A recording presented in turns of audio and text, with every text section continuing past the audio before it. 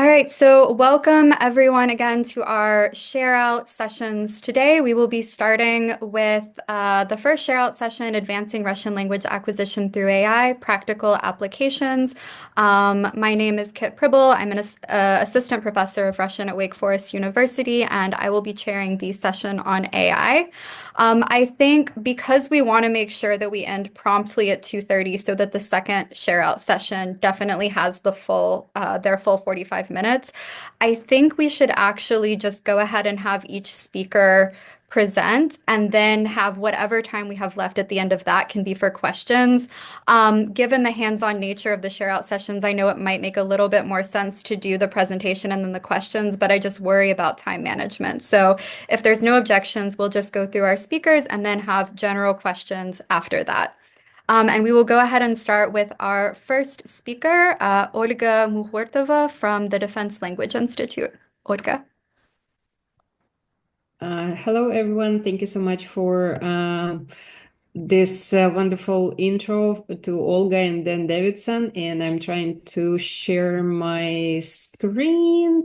Yeah, this is my presentation is about how to use AI for proficiency-based assessment. So my thought was my students usually want me to give them a lot of individual lessons before OPI, and I started to recreate my strategies of giving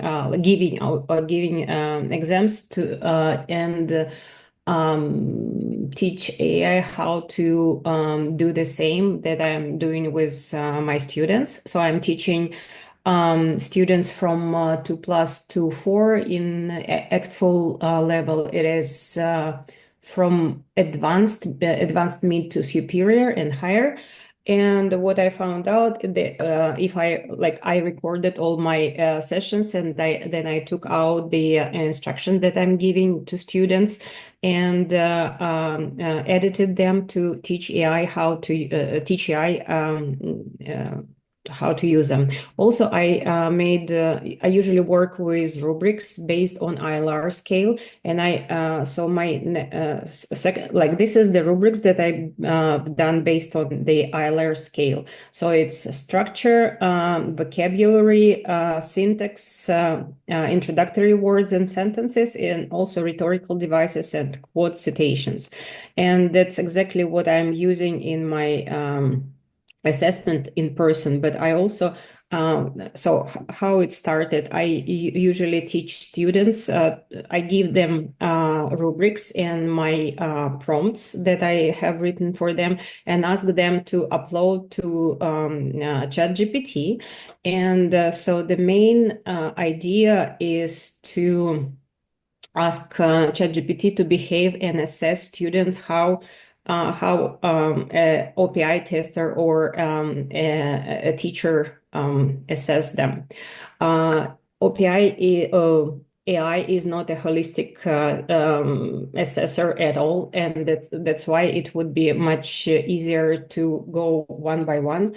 By one rubric. Okay, so now let's start with assessment of vocabulary. Then we step to assessment of syntax. Then let's go and look at the whole piece of monologue and grade or assess by structure of this text. So usually from like third or fourth iteration, ChatGPT starts doing what exactly students want to do, and then AI starts giving them examples how to improve. For example, they usually, like after basic course or after like intermediate level, they usually use the phrases у Америки есть хорошая экономика. And so what the feedback the AI will give to students: в США существует и развивается высокоинтеллектуальные сферы экономики. So we are going from the structure of intermediate to the structure of superior. And the same for if we are using vocabulary, you noticed probably that America is very colloquial term, and they are using it constantly because it's their habit from basic and intermediate, so they need to switch in all the titles to official США или Соединенные Штаты Америки. The same with Russia and Российская Федерация, Россия, and also they are very attentive, like on the level 4, they need to be very attentive to the terms of the names of the country. So it's not Soviet Union, это не Советский Союз. Okay, so Russia substitutes everything in English, right? They have this tendency to use Россия everywhere. But in Russian, they need to be sure that they are using correctly Советский Союз, Российская империя, Российская Федерация, depending on the time frame and a historical context. I think this is it for my 5-minute share out. Thank you so much. Thank you so much, Olga. That was really great. Thanks for kicking us off. So we will move now to our next speaker, Lidia Gault from the University of Wisconsin-Madison, who will be talking about using AI voice generators to diversify audio materials. Lidia. Okay. So my presentation is going to be about practical application of AI voice generators. And first of all, I think the question is, why would we use AI voice generation? And there are 3 main reasons why I decided to use them in my practice. And the first one is to be able to customize materials. The second reason why I like using AI voice generation is to diversify voices that my students are exposed to, because whenever we use a textbook, a lot of times it's only several voices, several speakers that students will hear, or they get so used to my voice that whenever they hear somebody else, they get lost or they start being anxious. So I like to expose them to more voices. And another reason is because I like using authentic materials, but sometimes you will find a great text, but not a great audio. And AI actually enables me to create audio material from essentially any text. And while there are probably hundreds of AI generators by now, I would like to talk about 2 that I like using. And one of them is Nila AI, and another one is called 11 Labs.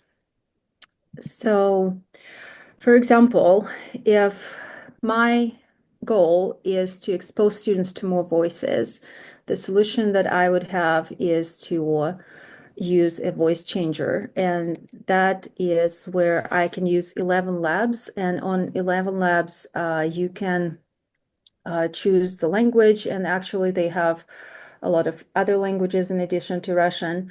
And you can, before you choose the voice, you can listen to an example of the speech, and they have a lot of choices. So after that, there are 2 options how you can do that. You can either upload your recording on the website here, or you can just make a recording. So for example, for this one, I had the original recording and I uploaded it, and then I chose my speaker. And you can even choose some of the characteristics here where the generated recording will be more or less similar to the original one or not. Or, for example, if you want to remove background noise, that also is possible on 11 Labs. And here is an example. Моей бабушке было 18 лет, когда родился мой папа. В 19 лет она уехала одна, без мужа, в Латвию. Там она прожила всю свою жизнь. So this is the original recording. And you can hear the sound, I hope. Okay. Моей бабушке было 18 лет, когда родился мой папа. В 19 лет она уехала одна, без мужа, в Латвию. Там она прожила всю свою жизнь. So the second one was a generated audio, and you can hear that even the pauses were the same, even the intonation was the same, even like the characteristics of the original speaker were still replicated by AI. And another reason why I resort to using AI generation is sometimes to create more realistic listening situation, to actually add some minor background noise to the recording. And for that, I also use 11 Labs, where you can describe the type of background noise that you want, for example, street noise, and then you will have 4 options to choose from that you can download. And then after that, I use Jenny Lovo AI, where you can add your original recording and then you can add the background noise. And for the sake of time, I'm not going to play the example, but it's pretty easy to do. And again, you can choose how long the background noise will go. And actually, that was it. Thank you so much. Thank you so much, Lydia, for that really interesting and I think probably new to a lot of us use of AI. So we are going to move on now to our next presenters, Natalia Petrova from the University of Wisconsin-Madison and Iuliia Rychkova from the University of Mississippi will be presenting together. So this will be a 10-minute block. All right. Okay, hello everyone. Today we are going to talk about whether or not it's possible to use AI to adapt Russian reading materials to different proficiency levels. And before we proceed to our demonstration, we'd like to say a few words about the nature of proficiency and the nature of the guidelines. Because we approach such topics as adapted materials, we immediately think about whether or not it makes sense to use the guidelines for that. So we think it might be useful to outline some theoretical concepts. So actually, the proficiency guidelines are mostly based on observations of learners' language behavior, but at the same time, they are very instrumental for providing common language for speaking about attainment and learners' performance. At the same time, it's hard not to notice some parallel view of speech and writing. So whatever text it is, if it is oral or written, the organization of text is highly valued, and texts are seen as, described in terms of its structure, words, sentences, paragraphs, and so on. And fundamentally, it's actually really hard to say what a proficiency level is and what it means to be at the proficiency level, because these concepts are very, context dependent and depend on many factors outside any maybe theoretical issues, more on practical issues. So our main question was the following: is it worth to create or adapt learning materials to a proficiency level when using the proficiency descriptors or guidelines? If we use them, how does this shape AI-generated output? What will AI output be like? Will it be just inadequate simply because it's designed to mimic learner-like linguistic patterns? Or can AI tools actually meaningfully scaffold learning materials at different proficiency levels? And to answer these questions, we decided to we will demonstrate how we adapted the text from the advanced level to the novice level. We used the actual proficiency guidelines for reading, and for that purpose, we created a customized GPT. And on this screen, you can see the instructions for the customized GPT. I'm not going to read all the instructions. I just will focus on the main features here. So we prompted the system either to work with the guidelines or not to work with the guidelines, but the system must be specifically prompted to adapt text based on the guidelines. We also wanted the system to preserve the author's voice and style, to preserve genre conventions, text structure, and its linguistic features. And the system was prompted to take all the instructions in English, but create its output in Russian. And here, yeah. So as a source text, we were using this article from Radio Svoboda, как советская власть насаждала празднование Нового года. You can access the full text by scanning the QR code if you want to. And we're just going to move on to the experiment itself. So, you know, sometimes when you use ChatGPT, it's common for it to post some comments before the actual task, before the actual output.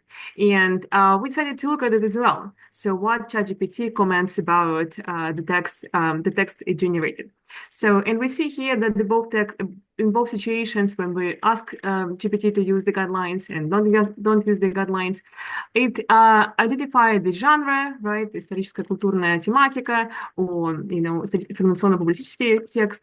It also, for some reason, we didn't ask, but it commented the level, right, адаптация уровня. So it was novice made for, you know, to follow the guidelines, or for some reason it decided to just use the level novice for the text without, you know, guidelines. So it didn't really, we don't know why really, but also interestingly for the text on the right, you're going to see that GPT said, well, I'm going to adapt the text to sound more of a conversational, right, разговорный жанр, and even says that ближе к тому, как объясняет учитель, so following what how a teacher would, you know, tell about the celebration. Okay, let's now see the actual. We also think that the guidelines he was using, you know, in the previous slide, probably was taken from the chart, this chart from Actual Proficiency Guidelines 2024 on page 49. If you want to take a look. So let's look at the text themselves, right? So we're going to put here the first two paragraphs, right? Not to overwhelm you with all the text. So we see here that the text. On the left, right, is greatly simplified, right? It has much simpler linguistic features in terms of vocabulary and syntax. Most sentences have SVO sentence structure. There are also some minor transitions between paragraphs and ideas in general. While text on the right, well, it's pretty much the same, but still seems to have fuller and richer, you know, vocabulary used. Even the first paragraph, right, it actually mentions some cultural phenomena like mandarin, right, Iuliia. So it seems richer in context, and similarly for structure overall. So I would say that text on the left, the one where we ask the chat to follow the guidelines, was more stripped down, while the other one was more culturally rich. So, and this is also supported by the quantitative data, right, on this slide. You see here some figures. We use the tool for text analysis and, you know, put some numbers for you here. So we see the amount of words, right, and also the number of unique words here. And we see that even vocabulary density was higher in the text that was generated when we asked GPT not to use actual guidelines when generating the text, not taking into account description from the guidelines. Yeah, even the sentence structure was even, sentence length was even longer as well. Natasha? Okay, just to sum up what Iuliia just has said. So we can see that to some extent, incorporating the proficiency guidelines for text adaptation might seem problematic because, as you can see, with the guidelines, the output shows fewer linguistic features, and possibly it reflects an attempt to mirror learner language behavior, but the rationale actually for this remains unclear.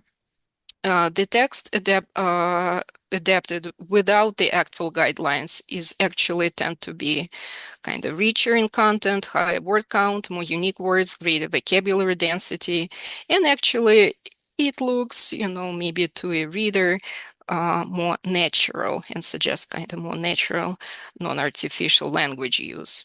But in both cases, the system was able to identify genres. But unfortunately, in both texts, the structure was a problem. The text lacked cohesion, clear structure, and which actually may affect their comprehensibility. And this is all we have for this share out. Thank you so much for your attention. And I think now we will soon proceed to the next speaker. Thank you so much. Thank you very much, Iuliia and Natalia. And now we will proceed to our final presenter, Olga Klimova from the University of Pittsburgh, who will be presenting on using images and AI assistance for task-based language activities. Olga. Okay, thank you so much, Kit, and thank you for organizing this wonderful session. I know it's very brief, but still hopefully very productive. And this is an activity which I started developing already 1 year ago, but back then there were still so many hiccups, right? ChatGPT was not as effective as it used to be. And this year, I noticed that it's almost fulfill all my needs.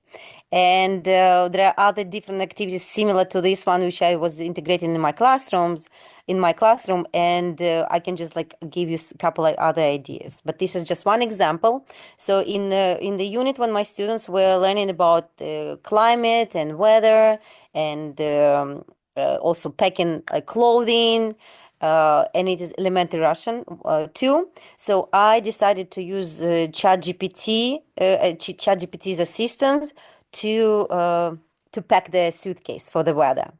And so the students were engaged in this writing task. So they started with writing presentational skills. They needed to write a prompt in Russian for ChatGPT and ask to pack the suitcase. So they needed to explain, they needed to choose a specific location in the post-Soviet space. And then some of them did their own, they generated the images, but I also, because I have an advanced account, I ran all their prompts through ChatGPT and asked ChatGPT to generate their suitcases. So this was the prompt for ChatGPT specifically, the directions, what exactly I wanted. And that's why there is specificity that it needs to be the items need to be visibly displayed, because if you don't provide the ChatGPT with this specific condition, it can just pack it in layers and you might not see what you need to do. And because my students were also practicing their colors, I asked them to specifically identify what colors, how many items of each clothing they need to have this in the suitcase. So this is just example. My students submitted this in advance as a homework assignment. They needed to explain their choices, right? If what was the weather which they chose, they needed to go on the website of the specific weather forecast, and then they chose where they wanted what they wanted to pack. So then I generated these images and brought them to the classroom.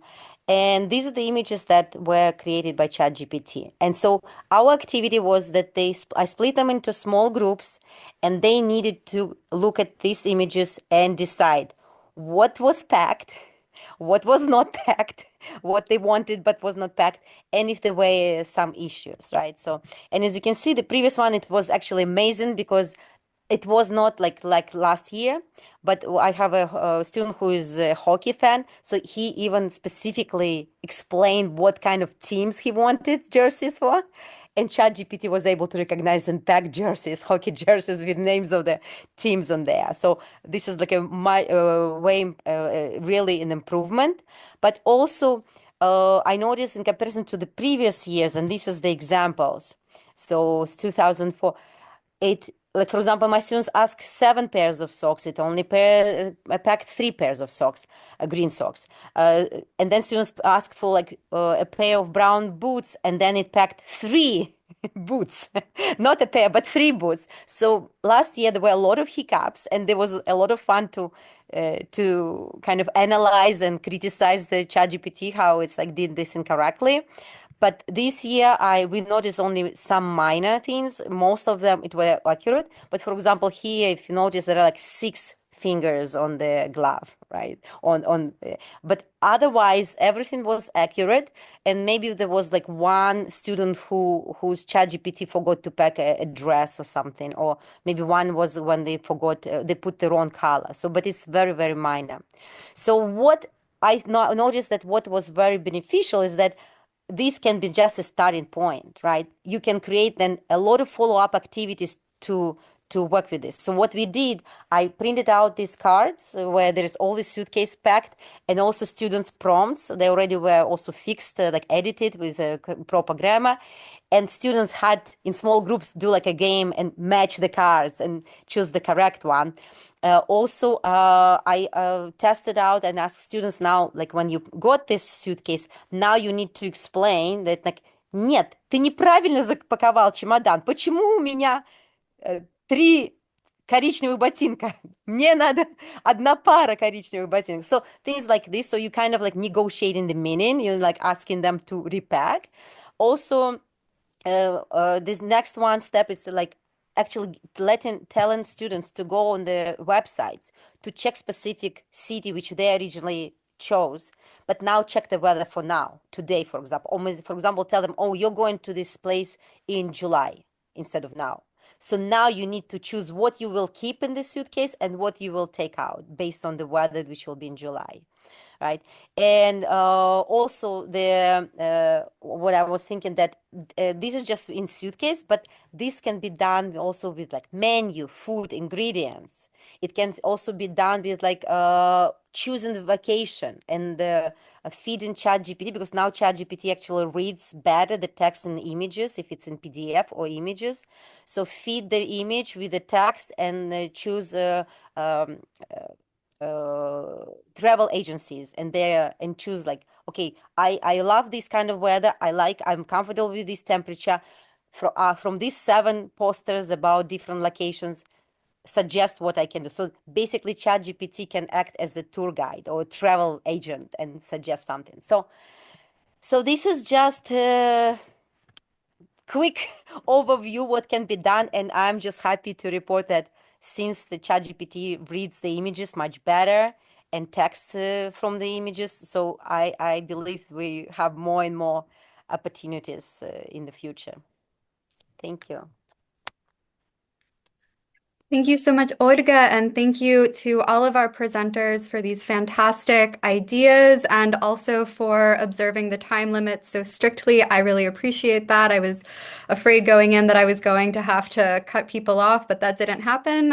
So thank you all very much for sticking to the 5 minutes. And that's great. It means that we have about 15 minutes left for questions. I'm sure there are plenty of questions. So if you'd like to ask a question, feel free to put it in the chat and I can read it, or you can raise your hand, but please raise your virtual hand, because I think that will make your little block on Zoom jump to the screen where I can see it. So we're open for questions now to any of our presenters. So feel free to raise your hand, put a question in the chat. Go ahead. Hello. Thank you so much for this beautiful presentations. I have a question on AI ethics and using like ethics in using AI. So the latest news reveal that all these AI tools they use human language data irresponsibly. So what do you think about the using AI with ethics, and how can we deal with sharing the information, especially voice messages, and putting sort of teaching AI with our natural human languages. Thank you. Olga, go ahead. Did you want to respond? Yes, so I know that this was the question for many AI sessions recently, right? We are all thinking about this, we are all worried about this. And I know this is not necessarily the solution, but I know that, for example, what I'm doing, and that's why I said that I'm running the activity. So, for example, I'm collecting students' information, their essays through my learning management system. But then from my account, I'm feeding my ChatGPT with this information. And of course, there is no identifying information there. As you can see, their names are Russian fake names like Vanya, Piotr, even though. So I feel like it's safe. Plus, it's coming from my account, and I'm just so I don't know what the ChatGPT is thinking about me if I'm feeding all this weird data from different people. But I feel like this is at least somehow I can protect my students, right? When I'm doing this. When I'm the one who is the medium between AI and myself. So this is just is one of the suggestions. Great. I don't know if any of our other presenters want to respond to that question. I'll just throw in and mention that we have a panel on AI ethics tomorrow at 1 p.m. So if you're interested in that question, definitely join for that. All right, so maybe we'll go ahead and move to Nila has a question, and then I saw there's a question in the chat that we'll get to. But go ahead, Nila.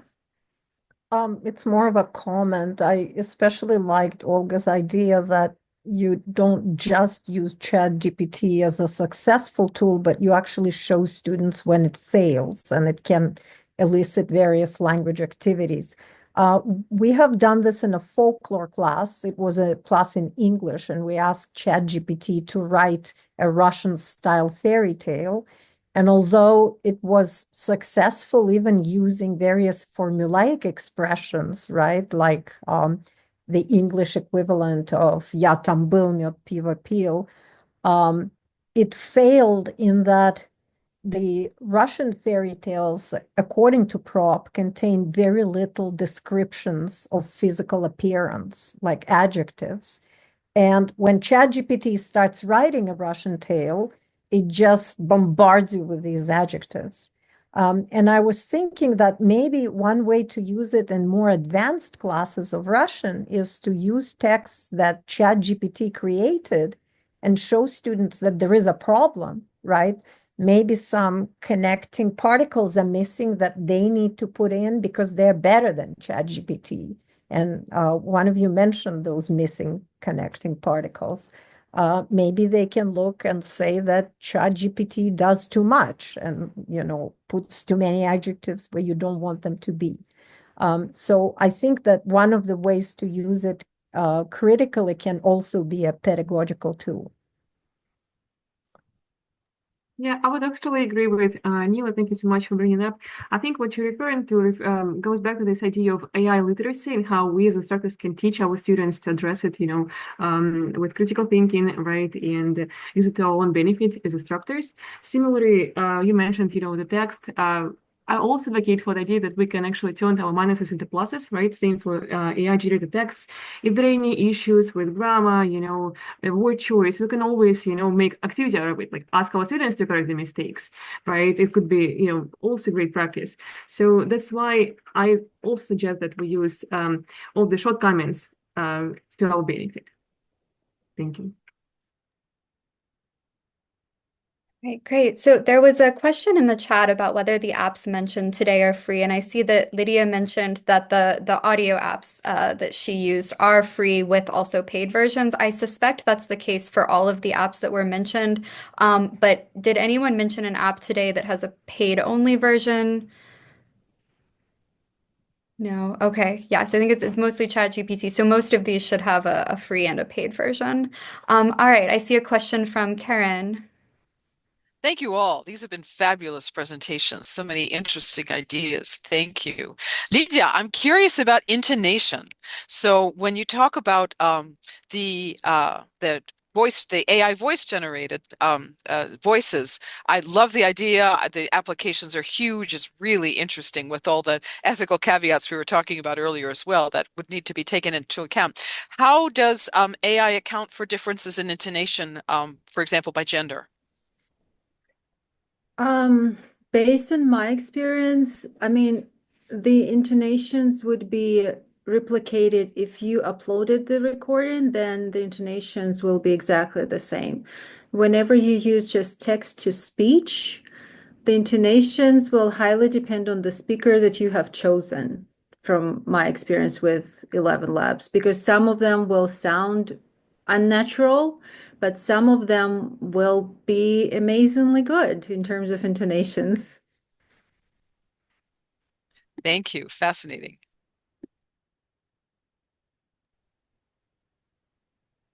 Are there other questions or comments that some of the presenters want to weigh in with?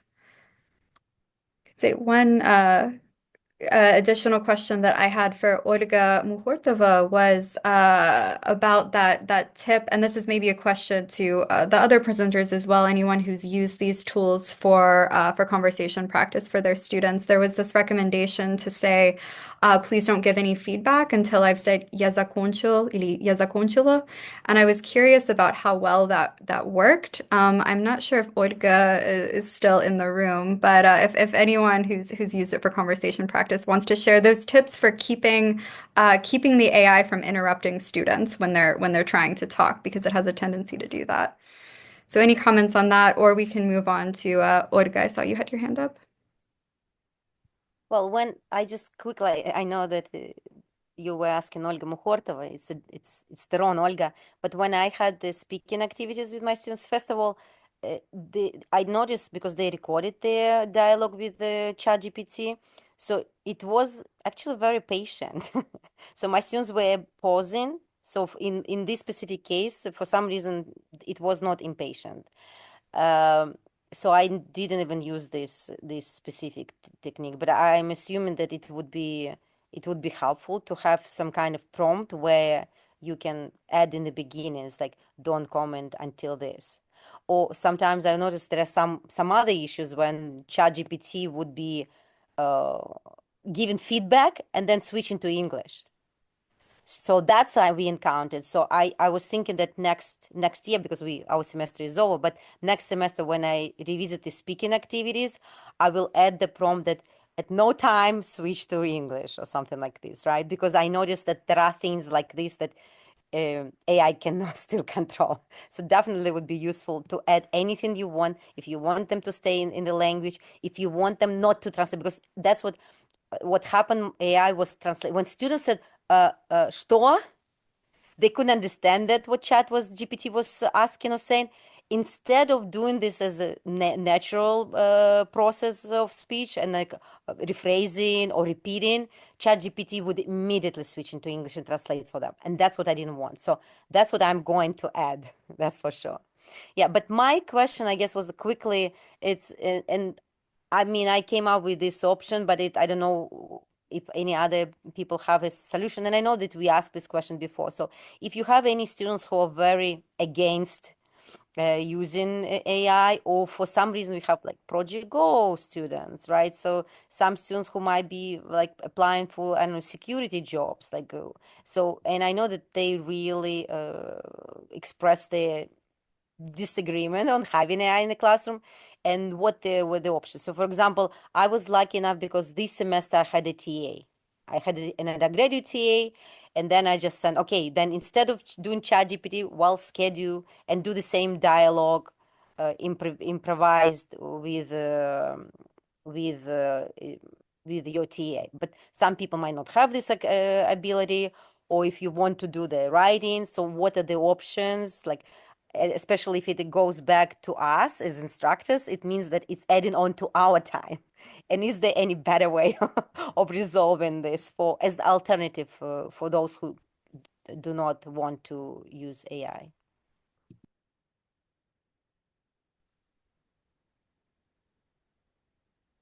Yeah, that's a great and really important question. Does any of the other presenters or anyone that has experience want to respond? Yeah, Minu. Yeah, hi. Yeah, thank you so much for lovely presentations. I learned a lot of new things today. I teach Russian at JNU in India, but I have never used AI tools for teaching Russian so far. So it was really nice to learn a lot of new things. My question to all the speakers is how do you rate the traditional method of teaching vis-a-vis the teaching or learning of Russian using AI tools? How effective is the AI tools in learning Russian vis-a-vis the traditional methods?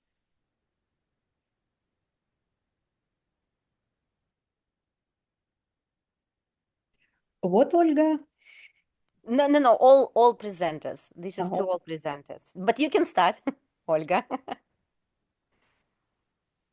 Okay. So I think that it's better not to use AI as for grading. It's better to just train students in rubrics. So my goal is to ingrain them the knowledge of how they can learn rubrics to grade themselves. So first of all, they need to understand the professional standards, because like you see in my situation, my students are interpreters, and only one or two people in the room will know if he or she makes a mistakes or not. So exactly this person with the highest level of Russian should know if the job is done or not. So it's more for promoting self-assessment without grading. Thank you.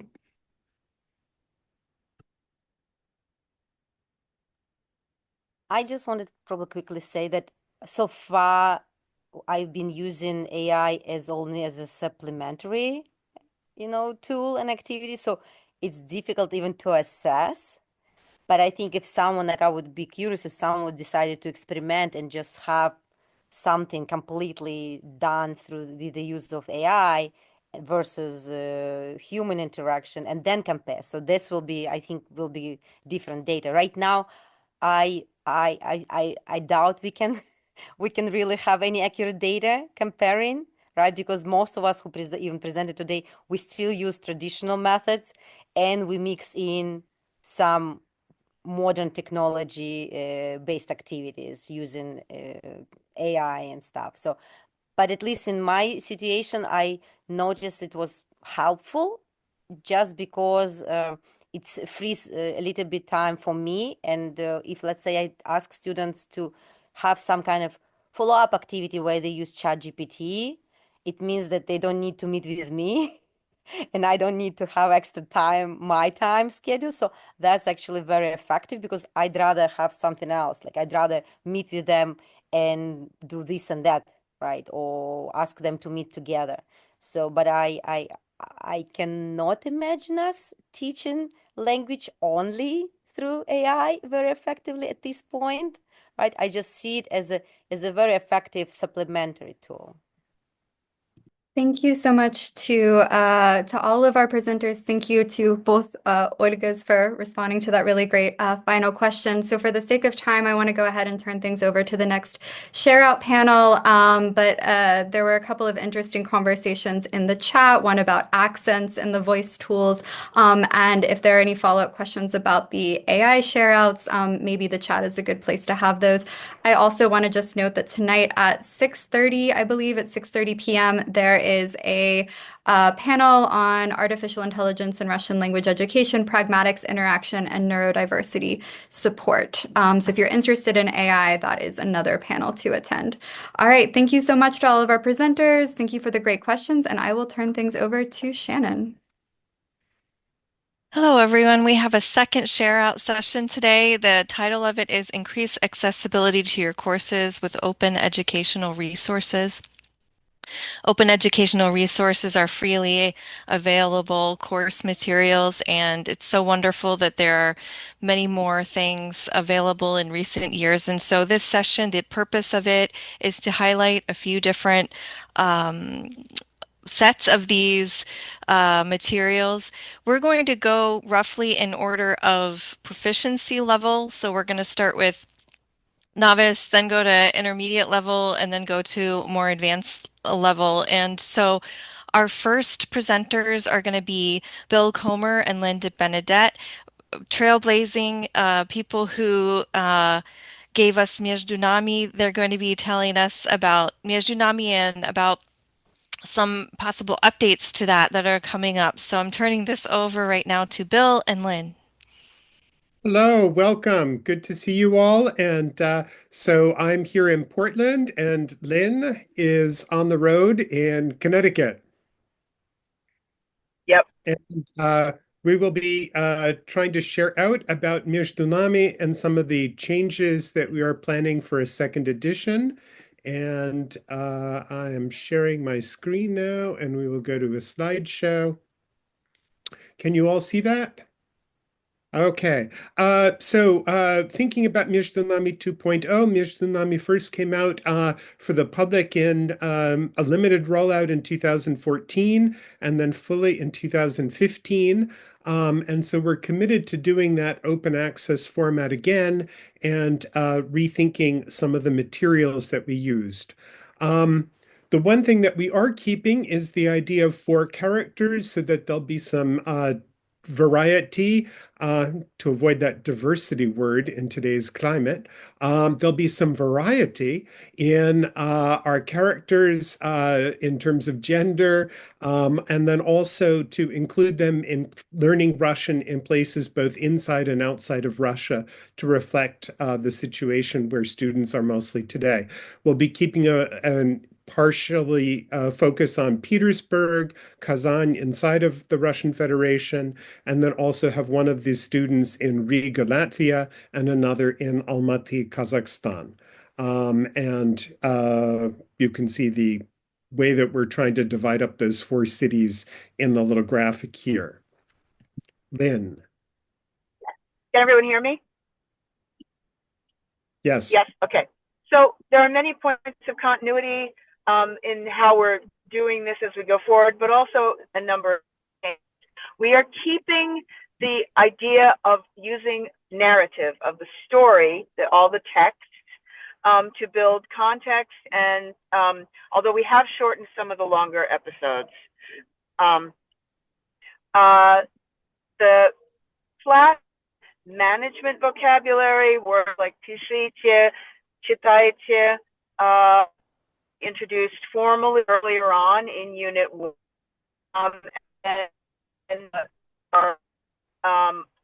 In addition to that, some other vocabulary shifts. For one thing, we'll be teaching the days of the week earlier. We'll move body parts earlier to the earlier. We'll teach the colors earlier on. We are getting rid of a number of anachronisms, like the way you get C's is no longer the way that C will be replaced.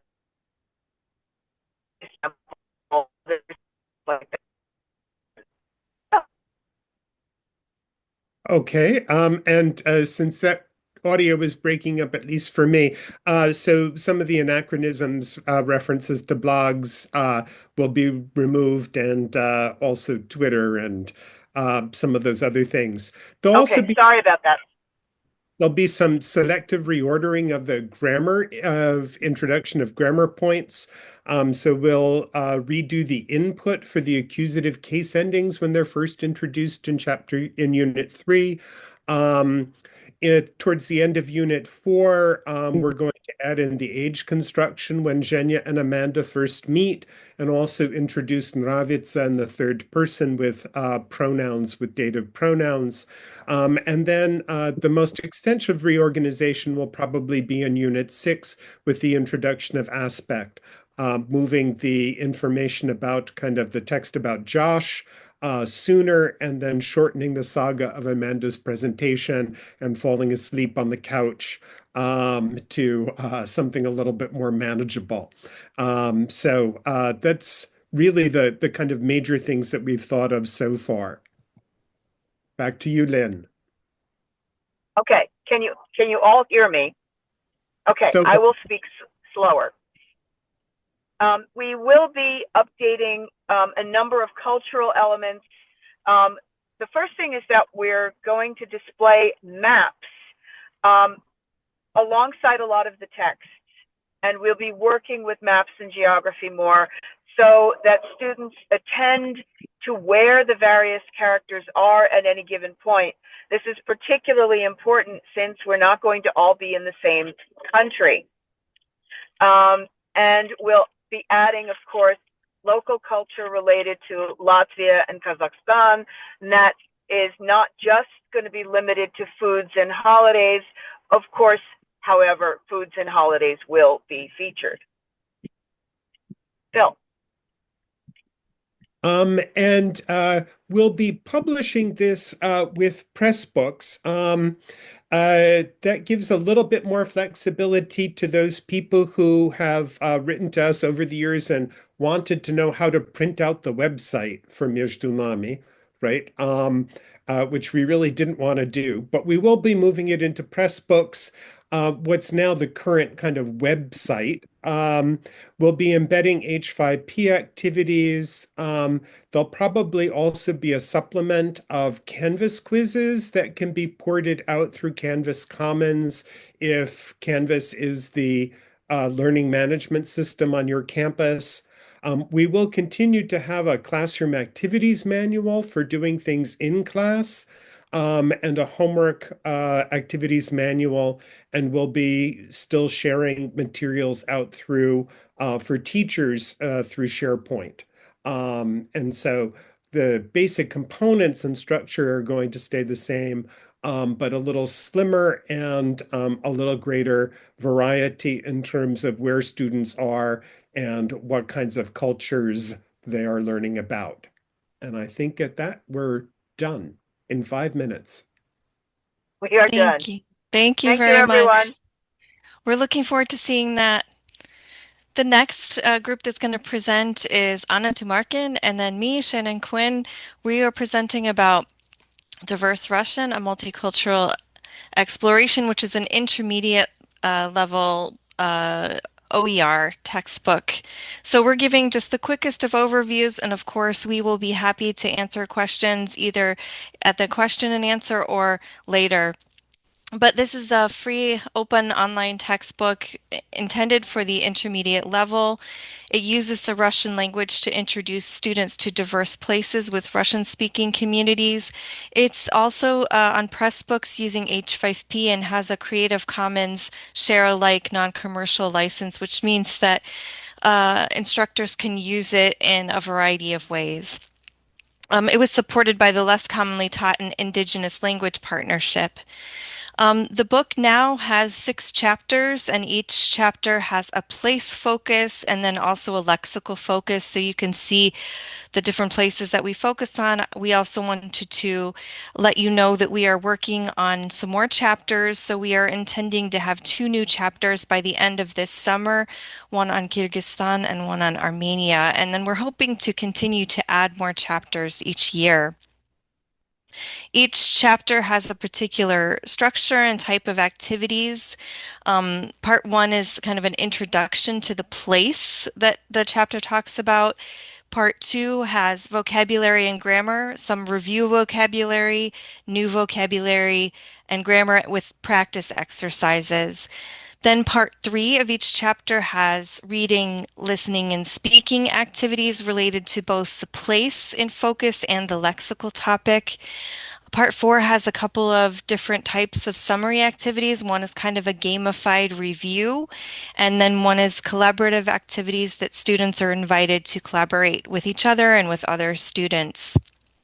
Part 5 has reference, and then we also have some supplemental resources available to both teachers and students, including printable versions and a teacher's manual.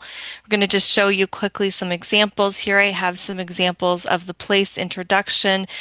This one introduces the name of the country of Georgia, a timeline about the Baltic states. This is from the chapter about the United States. And so you can see some examples of the interactive activities that we include.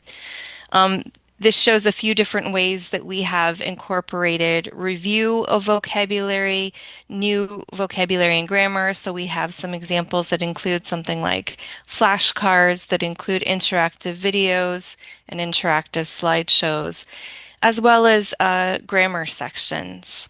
Now I'm going to turn it over to Anna.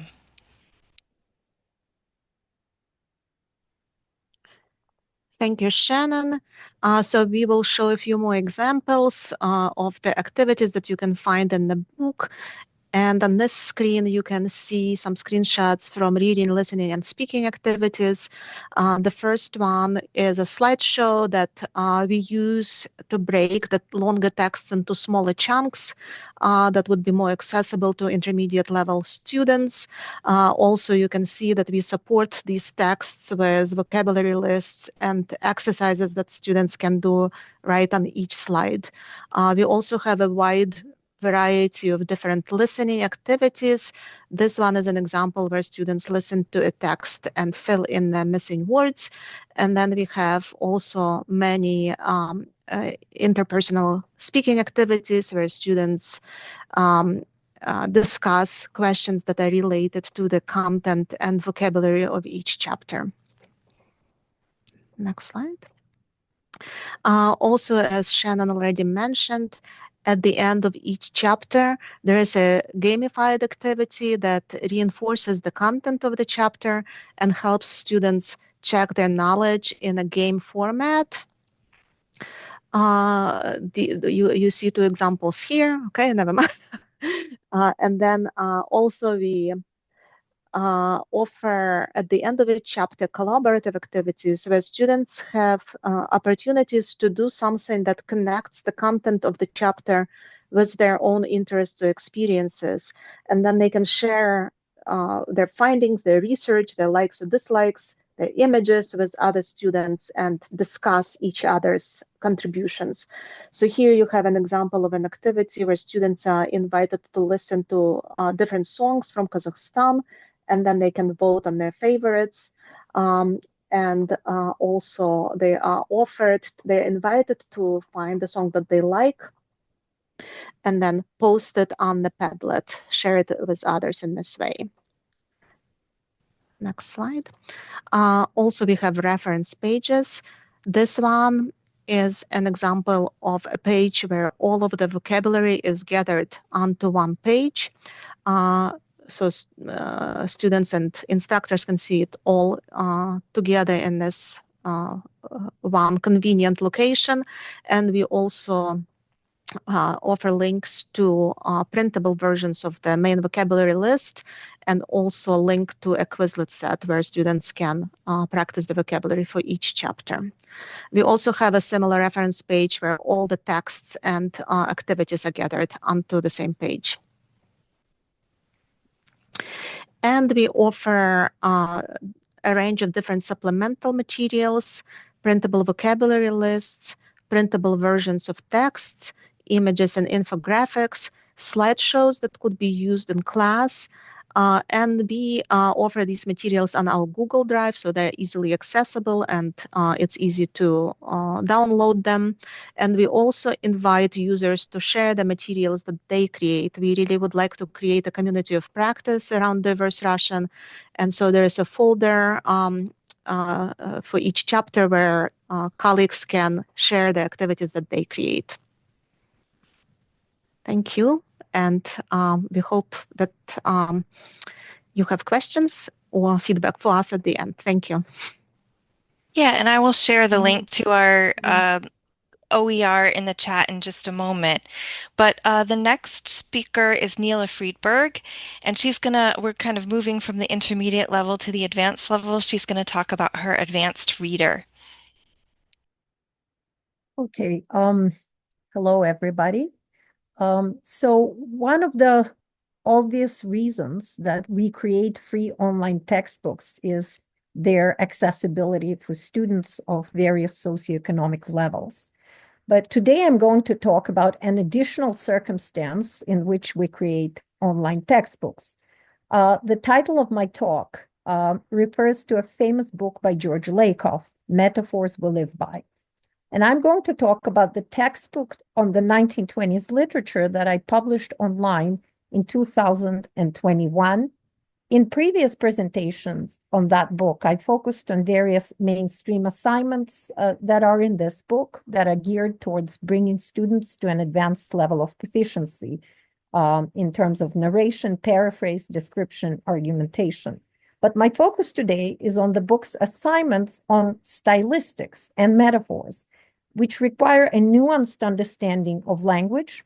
And these assignments are specifically geared towards Russian flagship students, literate heritage speakers, graduate students, or advanced students from all walks of life. This is a relatively small number of people, and traditional book publishers are highly unlikely to be interested in a project whose target audience is that small. Thus, online publication is the only way for these types of materials to reach their intended audience. So here on the next slide, I show briefly what kinds of assignments you can find in the book. And I'm now moving on to stylistics. Consider, for example, Isaac Babel's story, Karol. It opens with a description of a wedding where a long line of tables covered with multicolored tablecloths is compared to a snake.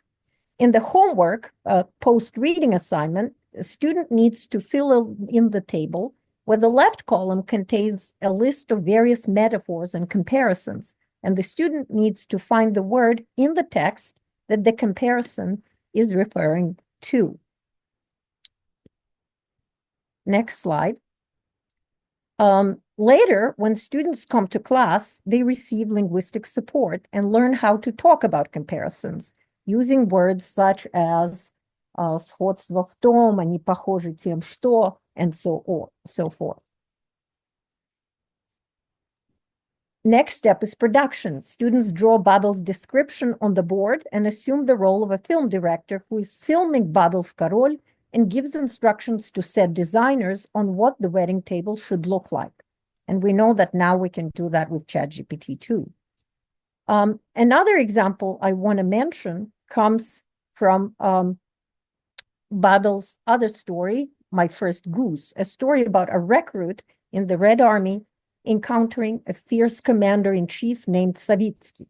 At home, students get a list of metaphors and comparisons, again, including Babel's famous comparison of the shape of Savitsky's muscular legs to the bodies of two young women. In class, students reread the passage and literally draw a picture of Savitsky based on Babel's descriptions. The next step is a prompt and an essay. And here, students learn that Semyon Budyonny, the commander of the Red Army, castigated Babel for his writings, and the students have to imagine that Budyonny took the Savitsky description quite personally and write an article that Budyonny could have written. The next stage is speaking without looking at the text they have just written and looking only at the prompt.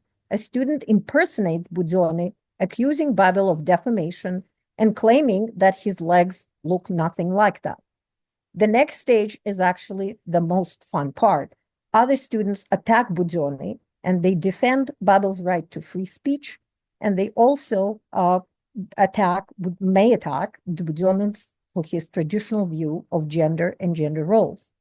So what starts merely as a discussion of a metaphor proceeds into a description, then an argumentative talk, then an open discussion. In the final stage of our class, students watch an episode from Oliver Stone's Platoon, a movie which, in terms of its plot, is quite reminiscent of Babel's First Goose. Again, it's about a recruit, except here, it's a recruit going to Vietnam. Students produce a range of amazing comparisons and metaphors in class. The most memorable one this year was that a plane bringing the soldiers to Vietnam is like the womb of a mother about to lose her child. To conclude, we have seen that open access format allows us to engage in nuanced stylistic activities that are not only highly meaningful and relevant for advanced speakers, they can also be implemented across various assignment types.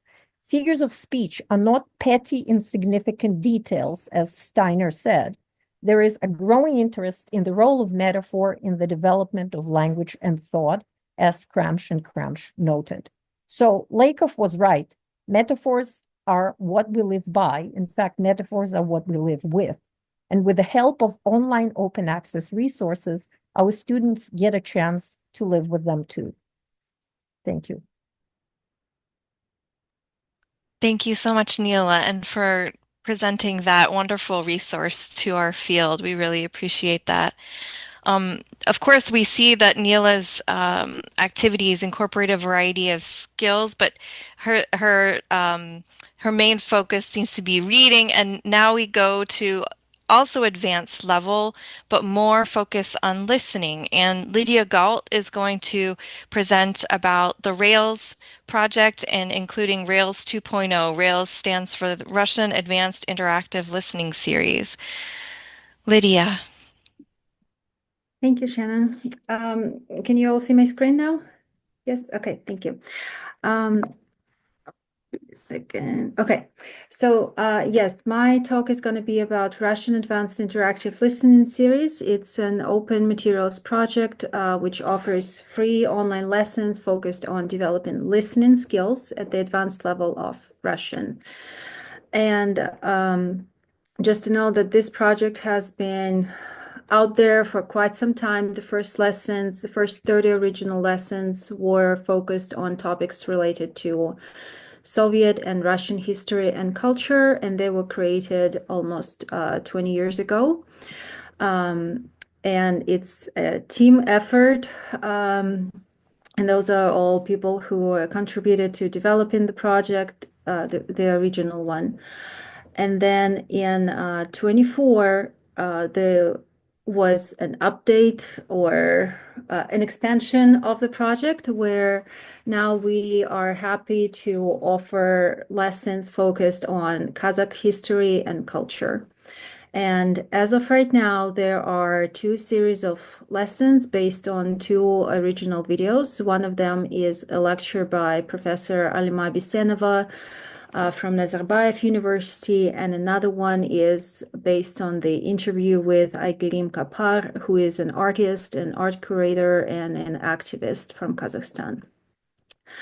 And also, this again is a team project involving many great people, and I will briefly discuss how all the lessons in Rails are structured. So each lesson has 3 or 5 mini lessons based on the same lecture or film or video. And usually there are from 1 to 4 small clips that students will be working with. And we build activities that will help our students to approach the listening itself. So for example, there will be some background knowledge activities or some vocabulary building activities or grammar building activities. And all of them are interactive. All of them provide instant feedback. And there is always a final activity that includes suggestions, either for writing an essay or making an oral presentation. And there are always supplemental activities for the students. So here is an example of how instructions would look like. They will always be in Russian, followed by English instructions. The different types of activities that are there, and there is always a listening assistant, Pomoshnik, which is an interactive video where while students are watching it, they can click on these buttons and it will pop up either the keywords or the explanation of grammar or supplementary cultural notes that will help the student to understand everything better.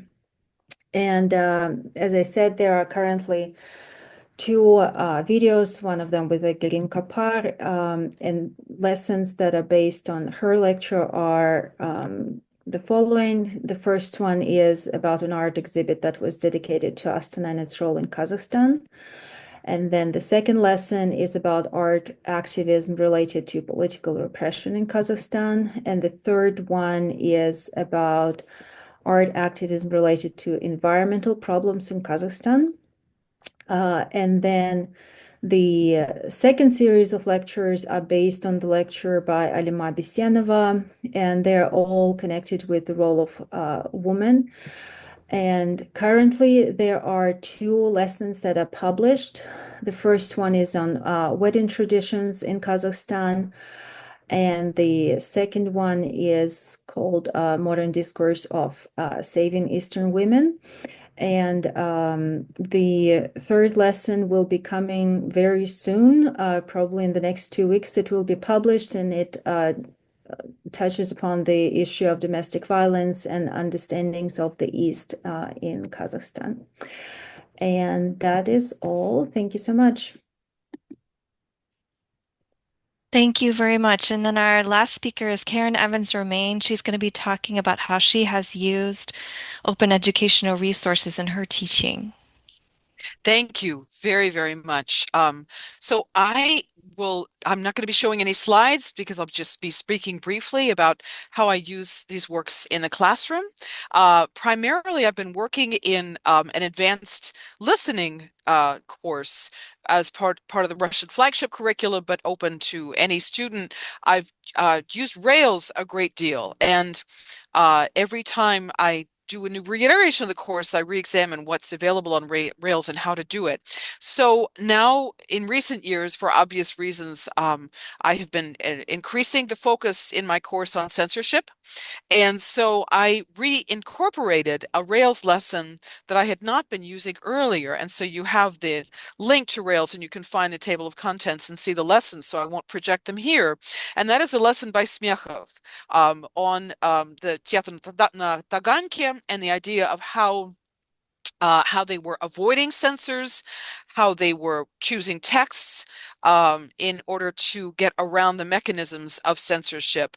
And that text students have found tremendous resonance with, first with regard to Russia, and I suspect that the next time I teach the course next spring in 2026, they'll see even more local resonance in the idea of changing language, avoiding censorship, and so forth, and what kind of mechanisms we use.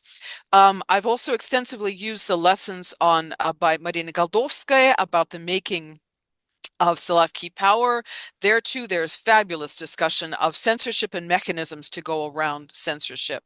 And with regard, this class always has a unit on elections. That unit has been sadly shrinking because materials are sadly disappearing. There used to be more materials available than there are now. Also in order to incorporate other materials, particularly the new lessons on Kazakhstan. But there have been some fantastic materials they're related to elections in the lessons by Irina Hakamada, which again, in some periods seemed outdated, and yet they are very much not when we have students discussing issues of election interference, freedom, reporting on elections, and so forth. And so what do I do with these materials and how do I take them? I balance what Rails has with what I want students to be able to do in the classroom and turn into me. So I assign to students on Rails what they could be doing automatically and what they could be getting automatic feedback on. But then I make my own handouts in old-fashioned Word documents, put in Canvas that the students work with and submit via Canvas. For their essays, for open discussion questions, for work in pairs. And so I found that using Canvas in order to have students go back and forth with me in their discussions, and particularly in writing compositions, has been a really good way, very helpful way for me to be supplementing what is fabulous online in Rails, but not submittable directly to me. So I've incorporated the new lessons on Kazakhstan, are absolutely wonderful. Graduate student TA Asel Muratova, who's also presenting at this conference, taught a couple of lessons, particularly the ones based on Aigerim Kapar's lesson and her discussion of art and ecological activism in Kazakhstan. She expanded to be having students working with more art, expanding the videos they were looking at and so forth. I've done the same with the video with the Dut interview with Irina Kairatovna, that upon which one of the Rails lessons works, and an upcoming Rails lesson will be working to have students see in larger form more excerpts from this fabulous Dut production, this Dut interview that I think almost 3 hours. So it's possible to take the original source materials, which are used in Rails, and to expand them, to expand classes in any way we wish. With regard to diverse Russian, such a fabulous resource, I'm using it in training our graduate student TAs, that this past fall, they were assigned to choose a unit from diverse Russian and examine it from the point of view of its content, its cultural content, the structure of reading exercises, the structure of listening exercises, the sequencing of activities. And so in all of our sections in the course regarding all of these areas, diverse Russian was one of the examples that they continually worked with in order to become exposed to that book, which was quite new at the time, newly released at the time, but also to see some really fabulous examples of exercise design and sequencing. So I'll stop there and be happy to answer any questions about how I use these fabulous OERs in class. Thank you. Thank you to all of the speakers. I know from experience that these things take a lot of work to produce, and so we really appreciate especially making it available to students for free. We do have 12 minutes or so for any questions. I know that there was one question in the chat already, and so I was going to ask Bill if he might talk a little more about the rollout of the new edition, since someone asked about that. Sure. The idea is that there'll be a transition period so that the current Между нами will continue while the new one is launched, so that if you've started with one group of students, you can, over several years, I don't know exactly how long we'll do the overlap, but we won't abandon you right away. So there is some thought of how to support that. But we will move at some point, probably over 2 to 3 years, to that new edition only. And do you know when the new edition, what is your goal for the new edition? They do take a long time. So the goal now, the only sensible one, is fall of 2026. It's great to have that information to plan. Thank you so much. You're welcome. Someone has their hand up. Anna, thank you. Hi, everyone. Thank you so much for great presentations. My question is for William and his team. First of all, thank you so much for this wonderful resource. I always recommend it to my students as supplementary material. And you mentioned that the new textbook version is going to be on the Pressbooks platform, and that you will be using H5P, and that also will have a capability of printing out practice. And I've been using Pressbooks. I really like this platform, but one thing that it cannot, or maybe couldn't do, maybe I just don't know about the updates, is print or basically transfer the H5 tasks into any type of a printable or PDF format. So I was wondering if if there was an update that I missed, but I would be very interested in to learn about that. That's more of a question for the John Perkins, who's been our main technical person. When I said about the Pressbooks being able to print, my impression is that you only get that static image of what the H5P does, and the functionality of the H5P activities does go away. But we have had some activities, some requests from users to have something that's more essentially book-like as a PDF. And Pressbooks will let people do that much more easily. Yes, thank you. Nila. Thank you. Yes, I have a question for other members of the panel. Have you tracked who downloads or uses your work around the world?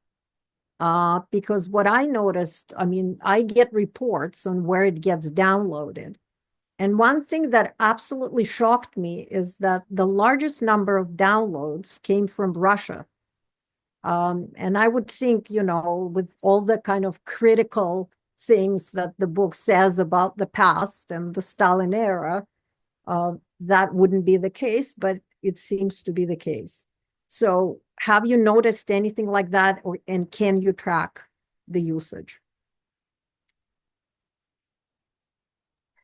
For our book, when I look at the analytics, and I haven't really looked at it systematically, it tells me from where it was referred. So it tells me, like, for example, if somebody came from a course management system, I can see that. Or if they came from google.com versus google.ru, I can see that. But I don't know whether I can actually see what country they're from. And I haven't looked in detail, but I haven't noticed something like that. That's really interesting, Nila.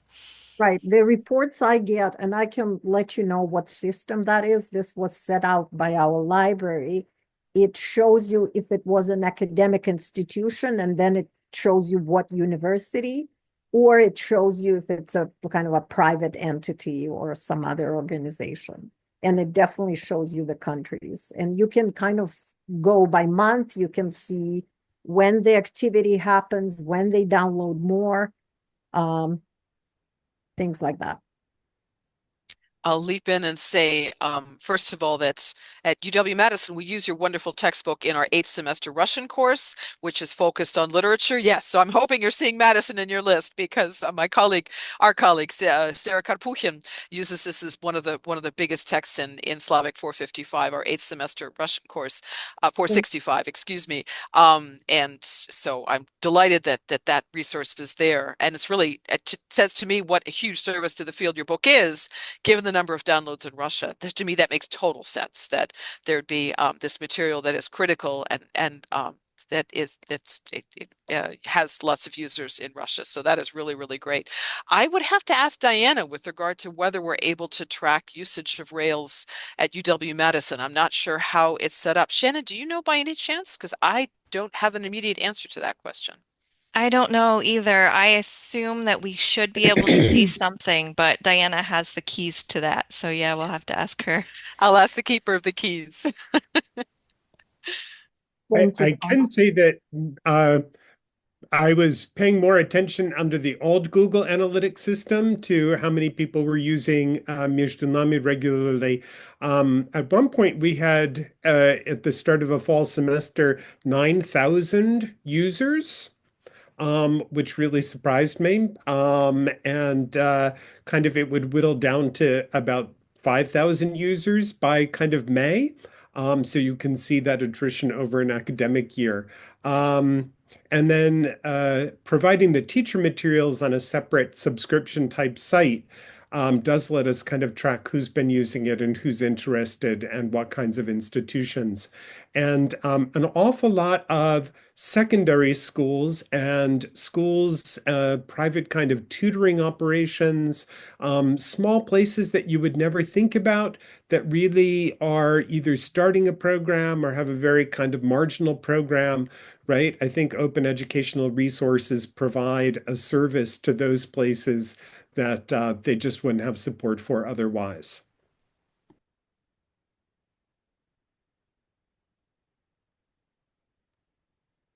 Thank you. Nila, do you have another one? So if you want to see that tracker, I can share it. Sure.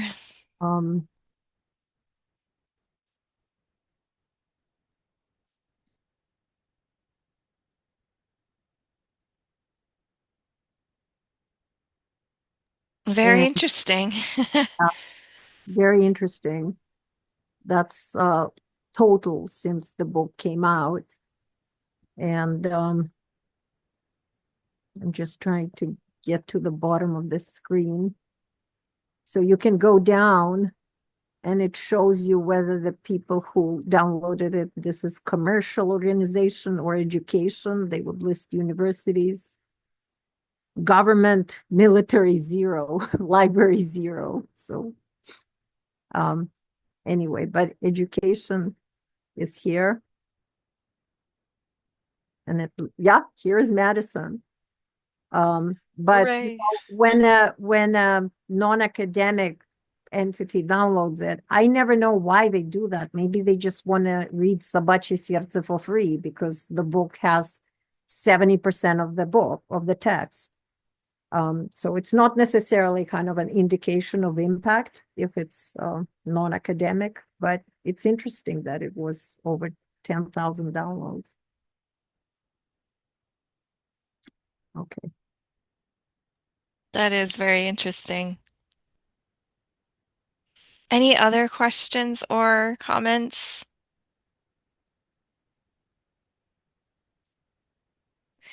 Well, thank you, everyone. Thanks especially to our speakers. We hope you'll consider incorporating some of these things into your teaching. One of the wonderful things is that since they're free, you can just choose what works for you and modify it according to what works for you. Thank you, everyone. Enjoy the conference.